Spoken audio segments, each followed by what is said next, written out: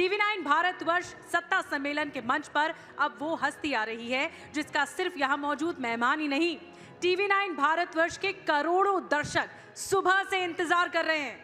एक ऐसे राजनेता जिनके पास हर सवाल का जवाब है, जो सत्ता पक्ष को सड़क से संसद तक अपने ही अंदाज में ललकारते हैं। कौन है वो? कोई अंदाजा लगाएगा? चलिए इस स्क्रीन पर उनका एक छोटा सा परिचय देख लेते हैं। गुनाहगार मैं हूं, क्योंकि मैं तुम्हारी बात करता हूं, मैं तुम्हारे हक के लिए लड़ता हूं। कॉलेज के दिनों में क्रिकेट के तेज गेंदबाज रहे असदुद्दीन ओवैसी राजनीति की पिच पर भी बयानों के बाउंसर के लिए मशहूर हैं। खुदा के लिए अपने मजहब को बचा ले हिंदुत्व के लोगों से। और जोरदार तालियों से स्वागत करिए देश के लोकसभा सांसद, बेजोड़ वक्ता AIMIM के चीफ असदुद्दीन ओवैसी का, जिनसे सवाल जवाब के लिए मैं मंच पर बुलाना चाहूंगा मेरे सहयोगी कार्तिकेय शर्मा को। तालियां रुकनी नहीं चाहिए, एक बार जोरदार तालियों से स्वागत हो AIMIM चीफ और सांसद असदुद्दीन ओवैसी जी का। कैसे हैं आप? आपने देखा प्रोग्राम का नाम ऑल इंडिया भाईजान? पसंद आया आपको? नहीं, आप लोग बदनाम करने पे तुले हुए हैं तो कुछ नहीं कर सकता। नहीं, मैंने तो बड़े प्यार से भाईजान बोला। हम ही भाईजान बना के बाकी सब क्या है नहीं मालूम। चलिए, मुझे तो लगता था भाईजान प्यार से बोला जाता है। वैसे साहब एक चीज बताइए, आपने 2008 से अब तक 11 राज्यों में अपनी पार्टी पहुंचा दी। दिल्ली पर नजर है? नहीं, ऐसा कुछ नहीं है, दिल्ली पे नज़र नहीं है मेरा। देखिए, कोई पॉलिटिकल पार्टी का एक नेचुरल एक्सपेंशन का प्लान होता है, तो हमारी पार्टी की भी हम कोशिश कर रहे हैं कि, और इससे भारत की लोकतंत्र मजबूत होगा, डेमोक्रेसी मजबूत होगी, तो वही उसमें काम कर रहे हैं। और ईमानदारी की बात तो यह है कि हमारे बुज़ुर्गों की मेहनत का फ़ायदा मैं उठा रहा हूँ। उन्होंने इतनी पार्टी को मजबूत किया उस वक्त आंध्र प्रदेश में कि मैं अब उसको आगे लेके जा सकता हूँ, तो क्रेडिट उनको जाता है। पर कुछ लोगों को दर्द भी है इस बात का कि आप मजबूत हो रहे हैं, वो कमज़ोर हो रहे हैं, जहाँ पहुँचते हैं वो सत्ता से दूर हो जाते हैं। तो कंपटीशन है, तो कंपटीशन में सबको मेहनत करना पड़ेगा। कभी मैं नहीं जीतता हूँ, कोई दूसरा जीतता है, तो इसमें तो कोई ताजुब की बात नहीं होनी चाहिए। उसमें तो सबको मेहनत करना है, काम करना है, आवाम का दिल जीतना है। आपकी फ़ैन फॉलोइंग तो बहुत है, चाहे यहाँ हो, हैदराबाद में हो, कश्मीर में हो, दिल्ली में हो। इसका सीक्रेट क्या है? सब इसमें देखिए, ये बात सच नहीं है, क्योंकि अगर इतना फॉलोइंग होती तो मैं कई चुनाव जीत जाता। तो लोग सुनते हैं, मगर अभी बहुत मेहनत करना है, बहुत कामयाबियाँ हासिल करना है, बहुत से मंजिलों को पाना है। तो अभी लड़ाई जारी रहेगी, जद्दोजहद चलती रहेगी। तो इस पे मैं खुश नहीं हो सकता हूँ, मगर बहुत आगे जाना है, कोशिश करते रहेंगे। कुछ लोग कहते हैं कि ओवैसी साहब की डबल पावर है, अगर जितवा ना सकें तो हरवा ज़रूर देंगे। नहीं, ऐसा नहीं है। देखिए, काशीराम साहब ने अच्छा कहा था कि इलेक्शन आप लड़िए, पहले हारिए, हरवाइए, फिर जीतिए। तो इलेक्शन लड़ना है तो आप जब तक आप इलेक्शन नहीं लड़ेंगे तो आप अपनी ताकत कैसे दिखाएंगे, आप अपनी पार्टी की स्ट्रेंथ कैसे दिखाएंगे। तो इसीलिए हम इलेक्शन लड़ते हैं, और बहुत सी बार कामयाबी नहीं मिलती, मगर हम लड़ते हैं इलेक्शन ताकि हमारी सफ़र को हम जारी रख सकें, और आज नहीं तो कल मिलेगी कामयाबी। एक चीज़ बताइए कि अखिलेश, ममता और कांग्रेस के कई नेता आपको सोशल मीडिया स्टार बोलते हैं। हैदराबाद में रॉक स्टार, ये लोग कहते हैं आप सोशल मीडिया स्टार। सही बात है? नहीं, चलिए, कुछ तो मान तो लिए हैं। इनका बड़ापन है कि मुझे कुछ मान लिए लोग कि मैं कुछ हूँ। अच्छा, ये पूरा किसान आंदोलन चला, ओवैसी साहब आप नज़र नहीं आए? नहीं, किसान आंदोलन में तो ये तो ए पॉलिटिकल आंदोलन है, और हम सब लोग उसकी तायीद कर रहे हैं, सपोर्ट कर रहे हैं उनको। तो उसमें जाकर खामखा हम लोग माहौल को क्यों ख़राब करें? वो लोग कर रहे हैं। हाँ, उनकी डिमांड जो है वो जस्टिफाइबल डिमांड्स हैं, और सरकार को उसको मानना चाहिए, कबूल करना चाहिए, और ये हम बोले हैं और फिर से बोल रहे हैं। ओवैसी साहब, आपको एक मैं मसले पे लाता हूँ। मैंने आपकी पूरी स्पीच सुनी संसद में, आपने लंबा भाषण दिया था। आप काफ़ी नाराज़ थे, गुस्से में भी थे जब आपने भाषण दिया। आपको इतना गुस्सा क्यों आ रहा था सदन में? नहीं, कहाँ गुस्सा था? वो गुस्सा तो नहीं था। नाराज थे आप? नहीं, अब यही बात नरेंद्र मोदी के बारे में क्यों नहीं बोलते? 1.5 घंटे का भाषण दिए। नहीं, वो बात अलग है भाई। आप तो नाराज थे, मैं तो आपने सिर्फ 8 मिनट बोला, तो उसमें गुस्सा कहाँ नजर आएगा? 8 मिनट। आपने 92 की बात को प्राण प्रतिष्ठा से जोड़ दिया, राम मंदिर वाले। हाँ बिल्कुल, ये फैक्ट है। देखिए 22 जनवरी की बुनियाद तो 1949 में डाली गई थी, जब जीबी पंत ने मस्जिद के अंदर मूर्तियां रखने की इजाज़त दी। 22 जनवरी की बुनियाद तो 6 दिसंबर को डाली गई। तो ये बिल्कुल सच है। और अगर 6 दिसंबर नहीं होता, 22-23 दिसंबर की रात में 49 में मस्जिद में मूर्तियां नहीं रखी जाती, तो 22 जनवरी मुमकिन था क्या? बताइए आप। लेकिन ओवैसी साहब, ये जो मंदिर बना है वो तो कोर्ट के आदेश से बना है। हाँ और बिल्कुल। उसका दूसरा पहलू भी है, नहीं, कोर्ट मस्जिद की जगह भी है। नहीं, कोर्ट इसीलिए तो हमने डिसएग्री किया था सुप्रीम कोर्ट के जजमेंट को, कि सुप्रीम कोर्ट ने ये कहा कि हम आस्था की बुनियाद पर ये फैसला दे रहे हैं, और वही सबसे बड़ा आज प्रॉब्लम बन चुका है और कल भी बनेगा। क्यों? क्योंकि अगर आप आस्था को फैक्टर बनाएंगे तो फिर एविडेंस का क्या होगा? अगर कोर्ट आस्था के फैसले करेगा तो फिर आपकी आस्था मेरी आस्था से बढ़ के कैसे होगी? बताइए आप। वो तो गलत है वो। इसीलिए हम यकीनन सुप्रीम कोर्ट एपेक्स कोर्ट है, आखिरी कोर्ट है। और जस्टिस JS वर्मा ने कहा था, सही कहा था, कि supreme court is supreme but not infallible. तो वो फैसला बिल्कुल जो फैसला आया था वो आस्था की बुनियाद पर था। और जिस बात का मुझे खदशा था, डर था कि ऐसे कई इश्यूज ओपन हो जाएंगे, अब इश्यूज ओपन हो गए। आपका ऑब्जेक्शन किस चीज़ पे है ओवैसी साहब? आपका ऑब्जेक्शन राम मंदिर पे है या उससे जुड़ी आस्था से है? नहीं, मेरा ऑब्जेक्शन इस बात पर है कि 6 दिसंबर को सुप्रीम कोर्ट को वादा कर वहाँ पर अडवाणी और जितने बीजेपी RSS के नेता थे, उन्होंने सुप्रीम कोर्ट को वादा किया था कि हम मस्जिद को हाथ नहीं लगाएंगे, और मस्जिद को उन्होंने शहीद कर दिया, डिमोलिश कर दिया। और तरफे तमाशा ये है कि किसी एक का भी कन्विक्शन नहीं हुआ उसमें, किसी एक का भी कन्विक्शन नहीं हुआ। अगर जीबी पंत उस वक्त उन मूर्तियों को हटा देते और बोलते कि नहीं ये गलत हुआ है, 145 CRPC इस्तेमाल कर लेते, तो ये इशू नहीं बनता। आप बगैर मुस्लिम पक्ष को सुने 86 में ताले खोल दिया आप। तो ये तो एक नाइंसाफी की एक पूरी लिस्ट है। तो यही हम बता रहे हैं। क्यों किसी मंदिर के ऊपर हमारे को गुस्सा होगा? भाई ये मुल्क, जैसा अभी आपने कहा, ये मुल्क की खूबसूरती, इसकी डाइवर्सिटी है, इसका प्लुरलिज्म है। इस देश का कोई मजहब कभी था नहीं, ना कभी रहेगा। ये देश तो उन लोगों को भी मानता है जो किसी भगवान या अल्लाह को नहीं मानते। तो इस देश को अगर आप एक समुदाय, रिलीजन से जोड़ देंगे तो ये तो संविधान के खिलाफ है। लेकिन असदुद्दीन जी, अगर आप एक बात कह रहे हैं कि एक धर्म दूसरे धर्म से बड़ा नहीं होता, लेकिन आप सांसद हैं, आपने संसद में जब भाषण दिया तो आपने कहा आप राम के सम्मान करते हैं, और दूसरी तरफ आपने बाबरी मस्जिद जिंदाबाद बोला। हाँ, बुरी बात क्या है उसमें? मैंने कहा कि मैं नाथूराम के खिलाफ हूँ। आप खिलाफ है नहीं नाथूराम के, सबको होना चाहिए नाथूराम के खिलाफ। और बाबरी मस्जिद जिंदाबाद बोलना गलत बात क्या है? बाबरी मस्जिद को तो मंदिर तोड़कर नहीं बनाया गया, सुप्रीम कोर्ट ने कहा। बिल्कुल, सुप्रीम कोर्ट ने कहा कि वहां पर मंदिर तोड़कर नहीं बनाया गया। तो ये आर्गुमेंट जो बीजेपी झूठ फैला रही थी कि मंदिर तोड़कर मस्जिद बनाया गया, वो तो सुप्रीम कोर्ट नकार दिया। अच्छा, आप बताइए, बीजेपी को राम मंदिर कब याद आया? नहीं, मैं बीजेपी का प्रवक्ता नहीं, बता रहा हूं आपको। पालनपुर का रेजोल्यूशन 1989 में पास किया, उससे पहले तो नहीं हुआ। RSS बनी 1924-25 में, जब उन्होंने बात नहीं की। विश्व हिंदू परिषद बना 1960 में, वो नहीं बात किए। महात्मा गांधी से लेकर, सरदार पटेल से लेकर, के मुंशी से लेकर, बाल गंगाधर तिलक से लेकर, मालविया साहब से लेकर, किसी ने बात नहीं की वहां पर। आप 89 में पालनपुर रेजोल्यूशन पास करके आपने कहा कि मंदिर को तोड़कर मस्जिद बनाई गई, वो तो डिस्प्रूव हो गया। लेकिन राम मंदिर का आंदोलन तो बीजेपी से पुराना है, वो तो सबको पता है। हेमंत जी की किताब भी पढ़ लीजिए।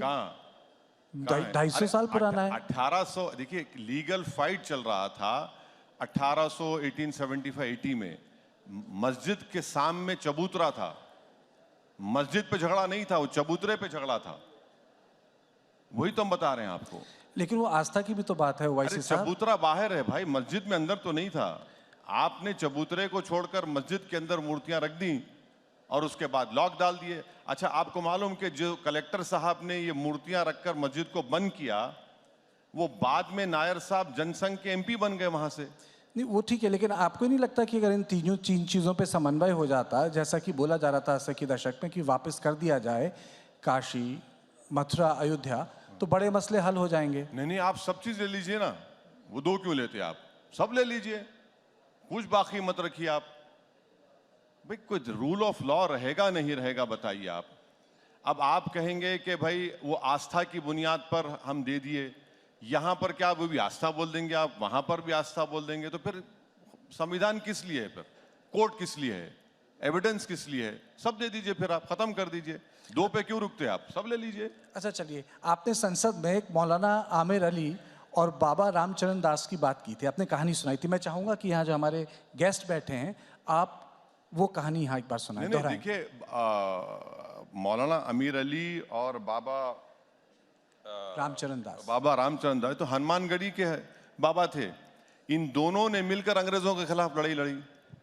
इन दोनों ने मिलकर, एक मौलाना है, एक हनुमानगढ़ी के पुजारी हैं, इन दोनों ने मिलकर ये खूबसूरती है इस देश की।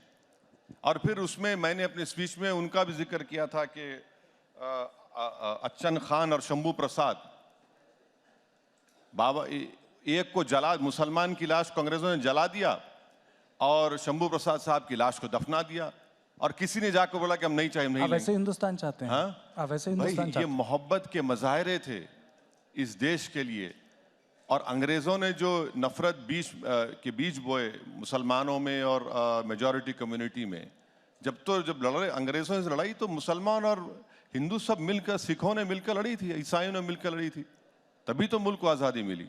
लेकिन इस कहानी का एक दूसरा पहलू भी है। अमृतलाल नागर की जो किताब है उसमें उसका जिक्र है, और उस किताब यानी गदर के फूल में लिखा है कि ये दोनों चाहते थे, और उन्होंने मौलाना साहब ने कोशिश भी की थी कि ये जो विवादित ढांचा है ये हिंदुओं को दे दिया जाए। अब ये देखिए, व्हाट्सएप यूनिवर्सिटी में बहुत से कहानियां लिखी जाती हैं। हिस्टोरियन जो होते हैं ना, अमृतलाल नागर की किताब है। नहीं ठीक अब ठीक है, व्हाट्सएप यूनिवर्सिटी से कहा ये। ठीक है, वो जो हिस्ट्री की किताबें हैं, मैं डिसएग्री करता हूँ, मगर ठीक है, उनका ओपिनियन होगा, चलिए मान लिया आपकी बात सच है। चलिए। मगर वो मोहब्बत के मज़ाहरे तो कर दीजिए कि एक ही पेड़ के ऊपर दोनों की लाशों को लटका दिया गया था। वो मोहब्बत के मुजाहरे तो करिए ना, वो मौका तो दीजिए। तो अगर मौलाना साहब आज होते तो वे मानते कि जो ज्ञानवापी है मथुरा दे दी जाए, क्योंकि तब भी कोशिश कर रहे थे। अब आप देखिए, ज्ञानवापी की आप बात कर रहे हैं, यहां पर अदर साइड ये कहती है कि हमारा पोजीशन हमसे छीन लिया गया 93 में, राइट, और हमारे पास 1530 के कागजात हैं। बाबरी मस्जिद में मेरे पास, मैं 500 साल से नमाज पढ़ रहा हूं, मेरा भी पोजीशन आपने छीन लिया मुझसे। यहां पर आपको इजाजत मिल जाती है और मुझे वहां पर नहीं मिलती। अब आपको मालूम कि मथुरा की आप बात कर रहे हैं, जो एग्रीमेंट 1960s में मुसलमान और हिंदू पक्ष में, उस पर सिग्नेटरी कौन था हिंदू तरफ से? मालविया साहब थे, मदन मोहन मालविया। लेकिन बात तो आस्था की है। नहीं, इनसे बड़ा कोई हिंदू हो सकता मदन मोहन मालविया से? कि मदन मोहन मालविया से बड़े हिंदू हैं। एग्रीमेंट साइन होकर मुसलमानों ने 8 एकड़ जमीन दी, 8 एकड़ जमीन दी। अब आप उसको 2023 में आप खोल रहे हैं उसको। लेकिन ओवैसी साहब, अगर आस्था के मामले, मेरे ख्याल से मथुरा, काशी और अयोध्या एकदम अलग हैं बाकी मंदिरों से। नहीं, देश आस्था पे नहीं चल सकता ना। कल अगर मैं पावर में आ जाऊंगा गलती से, मैं गलती से पावर में आ गया, अभी क्या? भी पावरफुल हैं सुनिए आप, अभी भी पावरफुल हैं आप। अगर गलती से मैं प्राइम मिनिस्टर बन गया और मेरे पास भी 300 MP आ गए गलती से, मैंने ख्वाब में भी नहीं सोचता हूं मगर कह रहा हूं, मैं कहूंगा मेरी आस्था, क्या करेंगे आप? यही तो हम कह रहे हैं ना कि देखिए, आस्था पे नहीं चल सकेगा। ये तो हाइपोथेटिकल सवाल है, तो अदालत ने किया है। अरे नहीं, अदालत के पास यही लोग तो गए। आप जब 91 का प्लेसेस ऑफ वर्शिप एक्ट बना दिए, फिर आप ये क्यों कर रहे हैं? जब आपने कह दिया कि 15 अगस्त 1947 को बाबरी मस्जिद को छोड़कर जो भी रिलीजियस प्लेस होगा उसके कैरेक्टर में, नेचर में तब्दीली नहीं आएगी, तो फिर ये सब क्यों हो रहा है? फिर आप ये कह रहे हैं कि मुस्लिम पक्ष को ठीक से सुना नहीं जा रहा? जी, आप कह रहे हैं कि मुस्लिम पक्ष को ठीक से सुना नहीं जा रहा? नहीं, मैं ये कह रहा हूं कि जब कानून बना दिए तो कानून को फॉलो करिए। जब सुप्रीम कोर्ट ने बाबरी मस्जिद, राम मंदिर डिस्प्यूट में कह दिया कि places of worship act 91 basic structure से उसका ताल्लुक है और नॉन डिट्रोगेशन का वर्ड इस्तेमाल किया, तो उसको फॉलो करिए ना। ज्ञानवापी पे तो अदालत का कहना है कि उसके दायरे पे नहीं आता है। किसके? कानून के दायरे में नहीं आता है। कैसे नहीं आता है? कैसे भाई वो नहीं तो अदालत ही कह रही हमने है। जब पार्लियामेंट में ये कानून पास कर दिया, सिर्फ इस जगह को छोड़कर, मैं तो वो भी गलत था, इस जगह को छोड़कर सब डिस्टर्ब नहीं करेंगे, तो क्या मतलब है फिर उसका? आप तो लॉयर हैं, बिल्कुल मैं आप कह तो रहा हूं। लॉयर हैं, लेकिन मुझे एक चीज बताइए, जब आपको अदालत की बात पे ही विश्वास नहीं तो मामला कैसे सुलझेगा? अदालत की बात देखिए, अदालत के फैसले को मानते हैं और डिसएग्री भी करते हैं, वही तो खूबसूरती है जमहूरियत की। जरूरी नहीं है ना, मैं किसी की तौहीन नहीं कर रहा हूं, मैं कह रहा हूं कि रेस्पेक्टफुली मैं इस जजमेंट को नहीं मानता हूं, इसमें कोई गलत बात नहीं है। एक चीज बताइए, ये आपको लग रहा है कि मुस्लिम पक्ष को या तो सलाह ठीक से नहीं मिल रही या अदालतें उनकी बात नहीं सुन रही, आप इतने बड़े बैरिस्टर लॉयर हैं, आप उनको क्यों नहीं सलाह देते? अरे भाई, मुझसे बेहतरीन वकील वहां पर आर्ग्यू कर रहे हैं। पर संभाल रहे हैं, आपकी बात अगर माने तो। प्लेसेस ऑफ वर्शिप एक्ट 91 को सुप्रीम कोर्ट्स नहीं मानेंगे तो फिर कानून का फायदा क्या है? फिर पार्लियामेंट तो कानून बनाएगा ना, कोर्ट तो नहीं बनाएगा। जब पार्लियामेंट ने कानून बना दिया और सुप्रीम कोर्ट ने राम मंदिर, बाबरी मस्जिद केस में कह दिया कि प्लेसेस ऑफ वर्शिप एक्ट का ताल्लुक भारत के बेसिक स्ट्रक्चर से है, लफ्ज नॉन डिट्रोगेशन उन्होंने इस्तेमाल किया, तो फिर कोर्ट्स को, तो लोअर कोर्ट्स को फॉलो करनी चाहिए। ओवैसी जी, लोग ये भी कहते हैं कि आप मामले को सुलझाते नहीं, कई बार भड़का देते हैं। जब ज्ञानवापी का मामला चल रहा था तो आपने वो 6 दिसंबर टाइप बात कह दी। हाँ बिल्कुल बिल्कुल सही है वो। क्यों, क्या 6 भड़काने नहीं दिसंबर? हुआ वैसी जी। क्या आपकी नजर में 6 दिसंबर अच्छा दिन था? नहीं, नहीं, आपने बोला 6 दिसंबर। नहीं, आपकी नजर में या देश की नजर में 6 दिसंबर अच्छा दिन था क्या? पुराने घाव को भाई, करना अच्छी बात है। सुप्रीम कोर्ट को पुराने वादा, घाव को- सुप्रीम कोर्ट को वादा करके आपने तोड़ दिया, नहीं हाथ लगाएंगे। अच्छा, हैरत की बात तो तो ये घावों को हरा करना अच्छी बात है। देखिए, जख्म जो दिया गया था उस जख्म को याद रखिए, दोबारा जख्म नहीं लगना चाहिए। आप हिस्ट्री से सीखते हैं, हिस्ट्री को रिपीट नहीं होने देते आप। पर ऐसा तो कुछ हुआ ही नहीं उसके बाद। आप बताइए, कोई एक ऐसी मस्जिद है जहां मॉब घुस के जिसने तोड़ दिया? मॉब ने तोड़ दिया। तो आप इंतजार करेंगे तोड़ने के मैं लिए? इंतजार नहीं कर रहा, आपने बोला और हो रहा यहाँ है। से मुझे तो विश्वास है यहाँ के लोगों में। देखिए, मस्जिद को कैसे तोड़ा गया? सुप्रीम कोर्ट को बोलकर नहीं तोड़ेंगे, तोड़ दिए। आपको मालूम है, दिल्ली में 600 साल पुरानी मस्जिद को बगैर लीगल प्रोसीडिंग्स फॉलो करे आपने तोड़ दिया दिल्ली में। और वो सरकारी था। नहीं, आप बात कर रहे हैं अनकंट्रोल क्राउड और लोगों की, दोनों अलग चीजें हैं। वो एक सरकारी था। नहीं, वो एक सरकारी था। अब तो आपको मॉब की जरूरत भी नहीं है, गवर्नमेंट खुद तोड़ रही है। ये आरोप है। नहीं, अरे भाई, एक आरोप है, एक एनडीएमसी का एक्ट है। कोई एक्ट नहीं है, कोई एक्ट नहीं। देखिए, और एक अनकंट्रोल मॉब था। अनकंट्रोल मॉब वहां पर आप कौन लेकर गए? मैं टीवी 9 के दफ्तर पर एक मॉब को ला लूं और अदालत फैसला नहीं, सुनिए, हेमंत साहब के ऑफिस को तोड़ दूं नहीं और बोलूं अनकंट्रोल मॉब था? अरे ये क्या बात है? अरे दो अलग चीजें हैं। अरे कानून तो रहेगा ना मेरे भाई, इसका मतलब देश मॉब से चलेगा? तो फिर आप एल कपूर को मना दीजिए प्राइम मिनिस्टर। अदालत, अयोध्या में अदालत, बाकी जो मसले हैं मथुरा के वो अदालत। मेरा एक ही बेसिक सवाल है, अगर हल्द्वानी में अदालत। सुनिए, आप ही की जबान में, अगर ये मॉब 6 दिसंबर को मस्जिद को नहीं तोड़ता तो कोर्ट का फैसला क्या आता? बताइए मेरे को।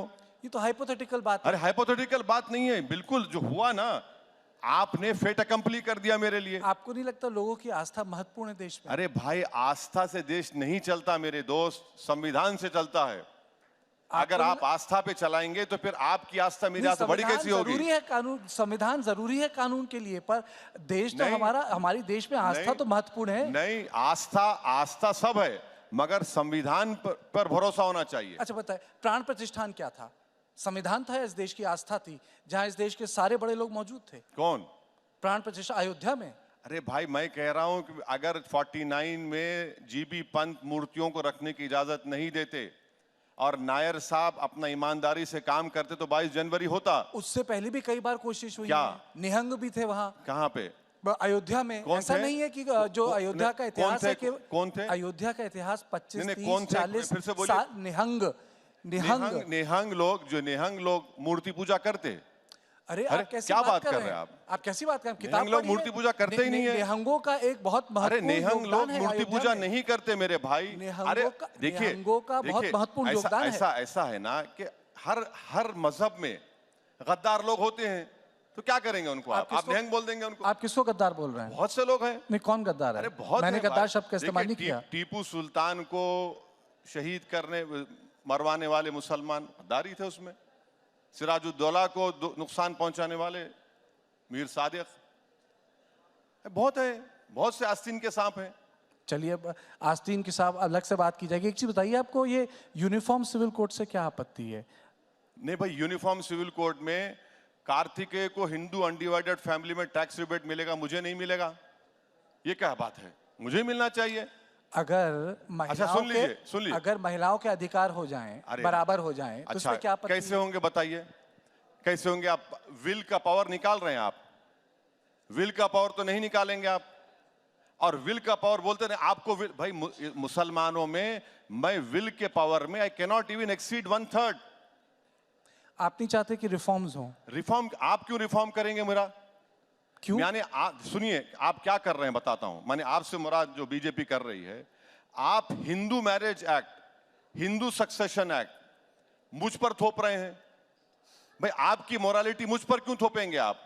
मिसाल के तौर पर उत्तराखंड की मिसाल ले लीजिए।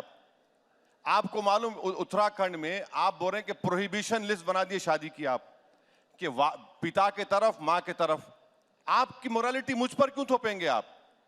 भाई मैं right to choice Supreme Court ने कह दिया फंडामेंटल राइट है। उत्तराखंड में आपने कह दिया कि प्रोहिबिटेड लिस्ट बना दिया आपने, वो कैसे होगा बताइए? अच्छा, आप उसमें प्रॉपर्टी का डिवीजन डिस्ट्रीब्यूशन पे एक इल्जाम लगाते, नहीं मुसलमान की बेटी को भाई के बराबर हिस्सा नहीं मिलता। ये क्यों नहीं बोलते कि मुसलमान की बेटी को अपने बाप की जायदाद में भी हिस्सा मिलता, अपने हस्बैंड की जायदाद में भी हिस्सा मिलता उसको?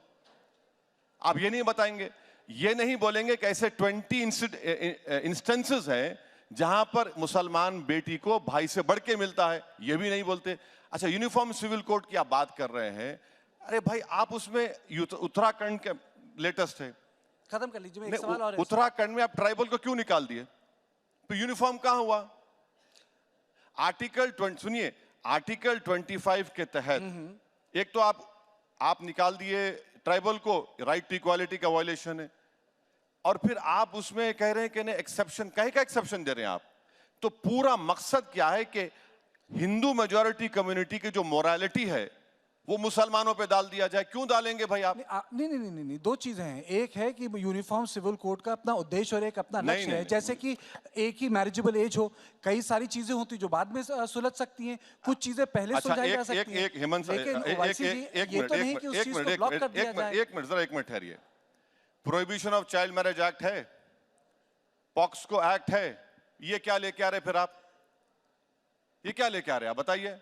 सेंट्रल एक्ट है ना, prohibition of child marriage. Government का डेटा है 12 लाख चाइल्ड मैरिजेस हुई लास्ट डेटा, जिसमें से 84% तो हिंदू भाई बहनों की हुई। कानून से चाइल्ड मैरिज खत्म होने वाला नहीं है, ये एक सोशल ईवल है, मगर आप तो कानून बना दिए। अच्छा, और एक बात में, इसका मतलब है नहीं, सुनिए, आपको रियलिटी बता रहा हूं। पूरी खत्म करिए। मैं खत्म करता हूं। इसका ये मतलब है कि हम कानून ना बनाएं। अरे यानी यूसीसी मैं आपको नहीं रोक रहा हूं, ठंडे बस्ते में डाल दिया जाए। मैं आपको बोल रहा हूं, कानून बनाए भी तो आपने कौन सा पहाड़ खोद कर क्या निकाला? चूहा भी नहीं निकाला आपने। अच्छा, और एक बात, चाइल्ड मैरिज एक्ट जब होती है वो वॉइडेबल होता है, वॉइड नहीं होती। आपको यूसीसी से आपत्ति है, आपको सीए से भी आपत्ति बिल्कुल है। क्यों? अरे भाई, जमहूरियत है क्या? डिक्टेटर की हुकूमत है यहाँ पर? ये तो डेमोक्रेसी है, लोकतंत्र है। डिफरेंस ऑफ ओपिनियन होना चाहिए। अब आप कल नरेंद्र मोदी बोलेंगे कि कल से अच्छा, इस पे आपत्ति क्या? अरे बोलने, मोदी का नाम तो लेने दीजिए। आप क्यों डर रहे हैं? मैं बोल रहा हूँ ना, मुझे आपको क्या होगा? रुकिए, पूरा नाम लीजिए। अच्छा, आप नरेंद्र मोदी बोलिए, उसमें कोई दिक्कत नहीं। मैं आपसे ये कह रहा हूँ कि दिक्कत क्या है सीएए से? सीए से दिक्कत ये है कि ये मजहब की बुनियाद पर बनाया गया। देश के संविधान में आप मजहब की बुनियाद पर कैसे बनाते हैं आप? अब लोग बोलते हैं ये ओवैसी क्यों? अच्छा भाई, आसाम में सुप्रीम कोर्ट मॉनिटर्ड एनआरसी हुआ। आप हेमंत बिस्वा शर्मा एक्सेप्ट ही नहीं कर रहे उसको। सीए से किसी मुस्लिम की नागरिकता कहाँ जा रही है? सुनिए सुनिए, आप बताइए मुझे, सुन तो लीजिए, कहाँ जा रही है? परसिक्यूटेड हिंदूज को जगह मिल रही है। सुन तो लीजिए आप। ये अच्छा, एक दिल पे हाथ नहीं, दिल पे नहीं, वैसे जी मैं कहीं पे हाथ नहीं रखता हूं। मैं दिमाग से बताइए, चलिए। मैं कहीं पे हाथ नहीं रखता हूं। चलिए, नहीं एक चीज बताइए, एक चीज मैं किसी पे हाथ नहीं रखता हूं। मैं तो अफगानिस्तान भी क्यों, मैंने देखा, देखिए वहां सिख थे, कम हो गए। पार्टीशन के टाइम पे कितने हिंदू थे पाकिस्तान में, सबको पता है। अच्छा, कम हो गए। अच्छा, सबको पता है। तो अगर परसिक्यूटेड आप ये बोलना, अच्छा अब आप पूछ लिए ना, अगर परसिक्यूटेड हिंदूज को अगर देश में जगह मिल जाए तो उसमें दिक्कत क्या? बस देखिए, मैं इस बात का मुखालिफ नहीं हूं कि पाकिस्तान से, अफगानिस्तान से, बांग्लादेश से, श्रीलंका से, बर्मा से हिंदू भाई बहन, सिख, क्रिश्चियन आ जाएं। क्या आप ये कहना चाह रहे हैं कि इस कानून से पहले वो लोग नहीं आते थे इंडिया को? और ये कानून क्या कर रहा है कि दिसंबर 2014 के बाद किसी को नहीं देंगे, नहीं आएंगे। अब 14 के बाद अगर हमारे हिंदू भाई पाकिस्तान नहीं देंगे, आप, हमारे पास लॉन्ग टर्म वीजा का प्रोविजन है। लॉन्ग टर्म वीजा के बाद उनको सिटीजनशिप देने का इख्तियार है। बीजेपी ये बोल रही कि इससे पहले कोई था ही नहीं प्रोविजन, क्या बात कर रहे हैं? नहीं, तो इस पे आप बहस कीजिए, अमेंडमेंट अब लाइए, आप बोलिए कि इसे ट्वीक किया जाए। सुनिए, मेरा खत्म तो करने दीजिए। अब आप कह रहे हैं कि नागरिकता क्या खतरा है? आपको देखिए, CAA को अकेला नहीं देख सकते, NPR और NRC के साथ जोड़ना पड़ता उसको। आपको NRC भी क्या गलत है भाई? सुन तो आप देखिए ना, मणिपुर में आपने मणिपुर पे इतने इंटरव्यूज दिए। मुकम्मल करने देंगे या अपनी बात करें? अच्छा चलिए, बात कीजिए। हाँ, NPR, NRC, आप सेंसस नहीं कराते, आप सेंसस नहीं कराते। NRC जब होगा तो मुझसे कहा जाएगा कि अपने दादा का बर्थ सर्टिफिकेट लाओ, आधार कार्ड। ये उस आधार कार्ड को भी पढ़ा आपने? उसमें लिखा हुआ है कि this is not proof of citizenship. कितने लोगों के पास पासपोर्ट है भारत में? 5%। मैं बता रहा हूं आपको, यही तो इसकी हम मुखालिफत कर रहे। आप रिलीजन का लफ्ज निकाल दीजिए CAA में, करिए। कौन रोक रहा है? कौन रोक रहा है इनको? आप रिलीजन की बुनियाद पे कानून बना रहे। अच्छा, और एक हैरत की बात, supreme court monitored NRC Assam में हुआ क्योंकि हेमंत बिस्वा शर्मा की जो दिली ख्वाहिश थी उसमें ज्यादा मुसलमान नहीं आए। बोले मैं नहीं मानता उसको। क्यों नहीं मानते भाई? आप सुप्रीम कोर्ट मॉनिटर्ड है ना वो। तो CAA को ये रिलीजन की बुनियाद पर बनाया गया, गलत है। आप पाकिस्तान, बांग्लादेश से जो हमारे हिंदू परसिक्यूटेड भाई आ रहे, सिख आ रहे, दीजिए। पहले भी कानून था। तीसरी बात यह है कि CAA को अकेला मत देखिए, NPR, NRC से जोड़कर देखिए, तब आपको समझ में आएगा ये। ठीक, पर आप हर चीज को फिर मुसलमानों के खिलाफ साजिश क्यों बोलते हैं? बिल्कुल है, क्यों नहीं हो रही है? बिल्कुल है। अच्छा, आपको मालूम कि पंडित नेहरू के जमाने में कितने लोगों को बांग्लादेश भिजा दिए थे? माने पाकिस्तान उस वक्त बांग्लादेश नहीं बना था। क्यों बनाए थे? इसी वजह से भिजा दिए थे। ये एक हिस्ट्री है ना। दूध के जले छाछ को भी फूक फूक कर पीते हैं। चलिए ठीक है, आइए शुद्ध राजनीति की बात की जाए, शुद्ध राजनीति की। ओवैसी साहब, आप खड़े कहाँ हैं? किसके साथ हैं? किसके साथ खड़े हैं? आपने एक बीच में बोला था ना महबूब ना महबूबा। नहीं, देखिए हम जहाँ खड़े ना, आपने बोला ना मोहब्बत की दुकान के पास ना। नहीं, देखिए आप दूसरा शब्द आप दूसरा आप बोलेंगे? अरे आप बोलेंगे ना, मैं बोल दूंगा, मुझे क्या है? नहीं, आपने बोला महबूबा के पास नहीं जाऊंगा, महबूब से दूर रहूंगा, ये दुकान भी ठीक नहीं है। नहीं, हम जहाँ खड़े हैं अच्छी जगह खड़े हैं, जमीन हमारी मजबूत है। अब जो लोग जहाँ खड़े हैं, जो दुकानें खोल रहे हैं, वो बता दें क्या करेंगे। 185 लोकसभा सीट में से आप सिर्फ 16 जीतते हैं। अब हिमाचल में आपकी सरकार जाने पे आ गई। अब हिमाचल में सरकार, अभी लेटेस्ट न्यूज, हिमाचल में सरकार जा रही है आपकी। तो आप जमीन अपनी खो रहे हैं और आपको सिर्फ फिक्र क्या है? मुस्लिम वोट, मुस्लिम वोट, मुस्लिम वोट। और मुसलमानों को लगता है कि भाई वो बहुत बड़ा भौचाल हो जाए। कुछ नहीं होगा। इसीलिए हम बोल रहे हैं कि भाई आप अपनी पॉलिटिकल लीडरशिप को बनाइए और आगे लेकर चलिए। ये पैगाम दिया जाता है मुसलमानों को, अभी भी दिया जाता है, पहले भी देते थे कि बस हमारे गले में एक सांप डाल दिए, बस नाचते रहो सेकुलरिज्म का नाम लेकर। कहाँ सेकुलरिज्म है? जो संविधान का सेकुलरिज्म मैं उसको मानता हूं, मानता रहूंगा। ये पॉलिटिकल सेकुलरिज्म का सेकुलरिज्म है? अशोक राव चौहान जो मुझे गाली देते थे अब बीजेपी में चले गए। बताइए कौन कौन चले जा रहा है बीजेपी में, कौन सा सेक्युलरिज्म बताइए। अजीत पवार बीजेपी में चले गए, अभी बहुत से लोग जाने वाले हैं सोना में। लेकिन आप पे भी आरोप लगता है कि आप भी सेक्युलरिज्म के हाथ मजबूत नहीं करते, आप वहां टिकट दे देते हैं जहां द सो कॉल्ड जो कहते हैं कि बीजेपी के खिलाफ पार्टियां वो चुनाव हार जाती हैं। कार्तिकेय साहब, मैं आपसे रिक्वेस्ट कर रहा हूं, आप अपने TV9 के जिम्मेदारों से बात करके एक दिन डिबेट लगा लीजिए कि असदुद्दीन ओवैसी के लड़ने से किसको फायदा हुआ। 10 मिनट भी नहीं लगेंगे, पूरे उठ के चले जाएंगे यहां से, इंपेरिकल डेटा रख के बात करेंगे।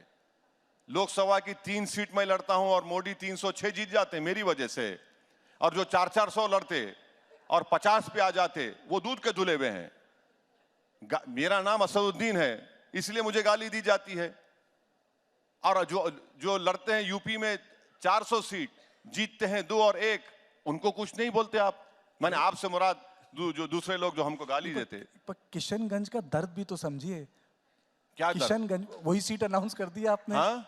किशनगंज का दर्द तो समझिए। नहीं कि अरे मैं पिछले बार भी किशनगंज लड़ा था, 3 लाख वोट मिले हमको, एक ही सीट कांग्रेस जीती या गठबंधन जीता किशनगंज, हम बीजेपी नहीं जीती। तो पहला टिकट आपने किशनगंज ही अनाउंस कर दिया। नहीं भाई, हम लड़े हैं वहां पर। अच्छा, और एक बात सुनिए, मेरे तो हुआ होगा कांग्रेस को। बिहार के चुनाव में मेरे 5 MLA जीते। सीमांचल की जनता को सलाम, सबसे बैकवर्ड एरिया भारत का, उन्होंने मेरे 5 विधायक को जिताया।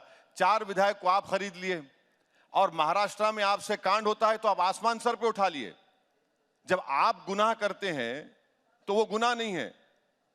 अब नीतीश कुमार तो पलटी मास्टर हैं, गुलाटी मार दिए। अब तेजस्वी को मालूम हो रहा है कि क्या होता है पावर लूज करने का मतलब। लोग कहते हैं कि ओवैसी साहब दिखते हैं बीजेपी से लड़ते हुए, हाँ? लेकिन वो लड़ कांग्रेस से रहे हैं। किससे लड़ते हैं?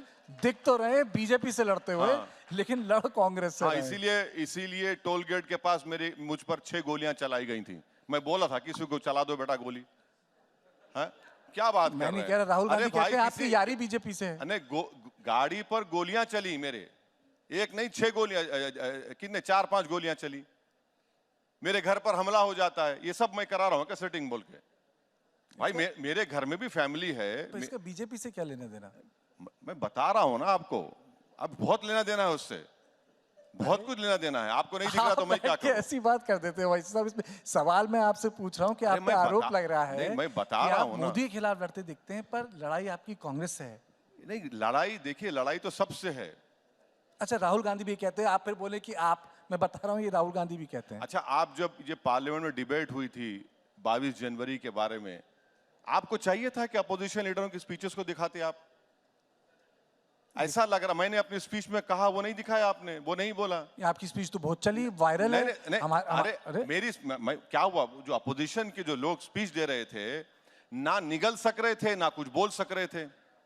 तो हमारे मुसलमानों में क्या होता, जब काजी साहब और 2 गवाह दुल्हन से जाकर पूछते कि आपकी रजामंदी है इस लड़के से शादी करने के लिए, तो बाज वक्त दुल्हन शर्मा कर खामोश हो जाती है, तो उसकी खामोशी को रजामंदी के तौर पर लिया जाता है। तो ऐसा ही लग रहा था लोकसभा में कि ऐसा खामोश बैठे हैं पूरे। अच्छा चलिए छोड़िए, आप बताइए राहुल गांधी कैसे लीडर है? हाँ, राहुल गांधी कैसे लीडर है? मैं कांग्रेस से मेरा कोई ताल्लुक नहीं है। अरे भाई, कांग्रेस के नेता होना जरूरी नहीं है। मैं पूछ सकता हूँ कि अरे मैं क्यों बोलूं भाई?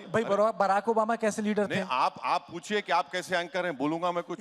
नहीं, वो तो आप कभी भी बोल सकते हैं, आपको तो 20 साल से जानता हूँ। मुझे ज्यादा मालूम। मैं पूछ रहा हूँ आपसे कि राहुल गांधी कैसे नेता? मुझे नहीं मालूम भाई, मुझे नहीं मालूम। मैं ट्विंकल ट्विंकल लिटिल स्टार हूँ, बड़े लोगों में क्यों ले जाके मिला रहे मुझे? अच्छा, वो जाने वाले भाई, ऊपर है, हम नीचे हैं, जमीन पर है, मेरे को नहीं मालूम उनके बारे में। ये तो बिल्कुल मोदी जी वाली बात कर दी आपने, नामदार और कामदार।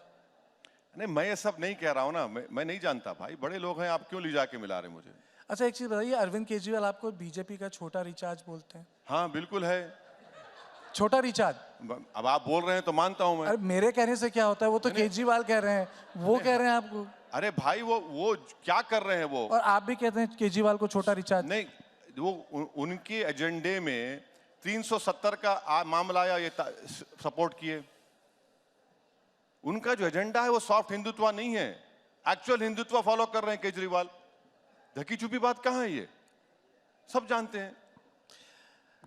लोकसभा चुनाव ज्यादा दूर नहीं है, आप किसी से गठबंधन करना चाहेंगे? नहीं, हम तो बिल्कुल करना चाहेंगे। अगर कोई होगा बातचीत चल रही है, होगा तो अच्छा है, नहीं तो लड़ेंगे। किससे कहेंगे? क्योंकि मैंने आपसे पूछा था ना पहले कि महबूब के पास भी नहीं जाएंगे, महबूबा के पास भी नहीं जाएंगे, दुकानदार के पास भी नहीं जाएंगे, फिर आपने वो चौकीदारी वाली बात भी कह दी, तो जाएंगे किसके पास आप? अरे जनता के पास जाएंगे, जनता के आवाम के पास जाएंगे, अपनी बात रखेंगे और रखते आए रखेंगे। ऐसा चलिए, अगर इंडिया आपको न्योता देता है, इंडिया गठबंधन आपको बुलावा देता है, बुलाता है आदर से, सत्कार के साथ, जाएंगे? हाइपोथेटिकल सवाल का जवाब प्रेजेंट में कैसे दे सकता हूं मैं? मेरे को तो नहीं मालूम। वो तो खुला कह चुके हैं कि हमको इनसे मतलब नहीं है। माने बकेट बकेट भर भर के गाली देते हमको रोज, तो अब बुलाएंगे तो नहीं मालूम, मुझे नहीं मालूम। नहीं, अगर बुला लिया तो दिल पसीजेगा आपका। हाँ? दिल पसीजेगा आपका। नहीं, आप ऐसा बोल रहे हैं कि जवानी में कोई दो लोग मोहब्बत करते, कोई बरसों के बाद कोई वो मिल गई तो बोले तुम बुलाओ तो मैं आ जाऊंगा। ये तो बात नहीं है ना, ये तो पॉलिटिक्स की बात कर रहे हैं आप। तो ऐसा तो कुछ नहीं है। अच्छा, फिर आपकी जैसे कि हर एक नेता की एक कोशिश होती है कि मेरा अल्टीमेट एम है। आपका अल्टीमेट एम क्या है? बीजेपी को पावर से बाहर रखना या कांग्रेस को सत्ता से दूर रखना? देखिए, भारत की जमहूरियत उसी वक्त कामयाब होगी जब हर समुदाय को उसका हिस्सा मिलेगा पॉलिटिक्स में, सोशल लाइफ में। ये हमारे जो बुजुर्ग थे आज़ादी की लड़ाई लड़ाई, उनका ख्वाब था। उस ख्वाब को पूरा करना है कि सबको हिस्सा मिले, बराबरी का हिस्सा मिले। तो वही उसी ख्वाब के पीछे हम दौड़ रहे हैं कि भाई हमको हिस्सा मिलना चाहिए। अगर हिस्सा नहीं मिलेगा तो फिर जमहूरियत, कामयाब जमहूरियत कैसे रहेगी? कामयाब जमहूरियत नहीं रहेगी, लोकतंत्र कामयाब नहीं रहेगा। आपके पास कोई प्लान है मोदी को हराने का? कोई बिग पिक्चर जिसे कहते हैं, बड़ी स्कीम, कोई एक अंडरस्टैंडिंग? क्योंकि ऐसा लग नहीं रहा है कुछ ऐसा होगा। आपके पास है कुछ? नहीं, अब जो प्राइम मिनिस्टर बनना चाहते उनसे सवाल करिए आप। नहीं, वो नहीं तो नहीं, मुझसे सवाल मत करिए ये। आप नहीं बनना चाहते? हम नहीं चाहेंगे कि तीसरी मर्तबा इस अजीम मुल्क के वजीर आजम नरेंद्र मोदी दोबारा तीसरी मर्तबा बने। मगर जिनको प्रधानमंत्री बनना है, जो प्रधानमंत्री बनने का ख्वाब देख रहे हैं, उनको, वो लोग क्या कर रहे हैं उनसे पूछिए। उनसे पूछिए कि आपके पास क्या ब्लूप्रिंट है। पर आप ख्वाब नहीं देखते मूवर एंड शेकर का, प्रधानमंत्री बनने का? हर पॉलिटिशियन बनना चाहता है, टॉप पोस्ट पे जाना चाहता है। नहीं, मेरा नहीं है। आपका मेरा नहीं है? मेरा बिल्कुल नहीं है। मैं जहाँ हूँ खुश हूँ। मैं जो काम कर रहा हूँ, मेरी लड़ाई वही है।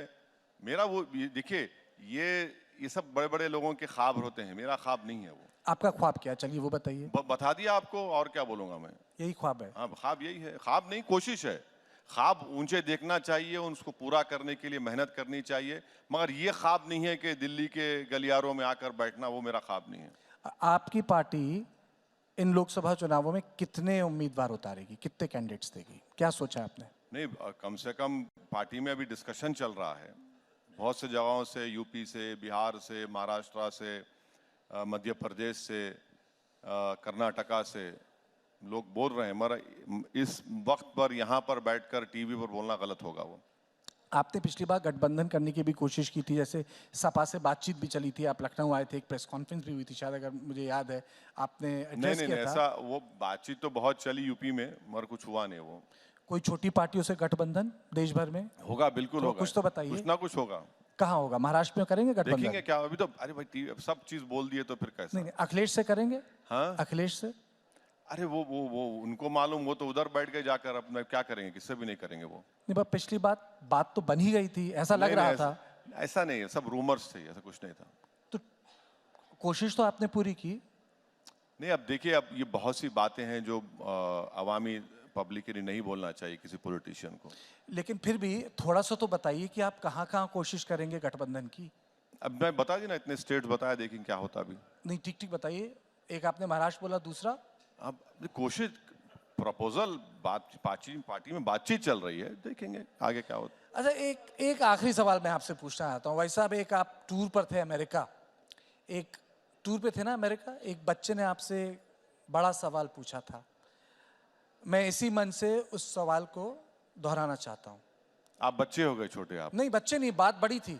और बच्चों के मुंह, और बच्चों की बात भगवान की बात भी कही जाती है। और आपने उसका बहुत शानदार जवाब दिया तो था। वही जवाब सुन लीजिए ना, अब क्या मैं हाँ, क्या नहीं, बोलूं? पूरी बात सुनाइए। नहीं, आप पूरी बात बताइए, आप पूरी बात बताइए। क्या सवाल था वो? अरे, आपको याद होगा। क्या है वो? उन्होंने, उस बच्चे ने आपसे सवाल पूछा था कि असदुद्दीन ओवैसी पाकिस्तान के मुसलमानों को अपना भाई मानते हैं या नहीं? ये सवाल था। अब ये देखिए, ऐसा है ना कि ये 47 में आज़ादी मिली, 200 साल की गुलामी से आज़ादी मिली, और 2024 में आप मुझसे पूछ रहे हैं तो हमने जिना के टू नेशन थ्योरी को रिजेक्ट किया, तो ये सवाल पूछा ही नहीं जाना चाहिए था एक मुसलमान से, क्योंकि हमने टू नेशन थ्योरी को रिजेक्ट किया और इस सरजमीन को हमने अपना वतन माना और वतन मानते रहेंगे, तो ये बात गलत है। हाँ, ताल्लुकात हर पड़ोसी से अच्छे होने चाहिए, मगर इसका जो इन्वर्टेड कॉमर्स में आप जिस तरफ लेकर जा रहे हैं, मैं तो राष्ट्रवाद की, आपका जवाब राष्ट्रवादी जवाब था। अच्छा, थैंक यू सर। नहीं, आपको मुझे सर कहने की जरूरत नहीं, सुना इसलिए पूछा और बोला। नहीं, राष्ट्र भाई देखिए, ये सच्चाई है।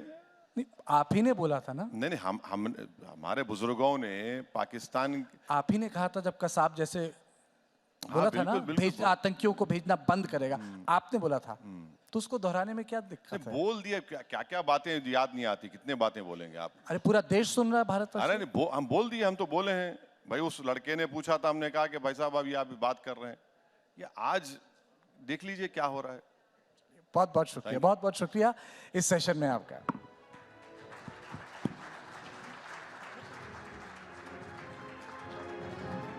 जोरदार तालियां हो जाए। ओवैसी साहब, मैं चाहूंगी आप कुछ क्षणों के लिए हमारे साथ रहें। हमारे मैनेजिंग एडिटर परितोष चतुर्वेदी आपका सम्मान करेंगे शॉल देकर।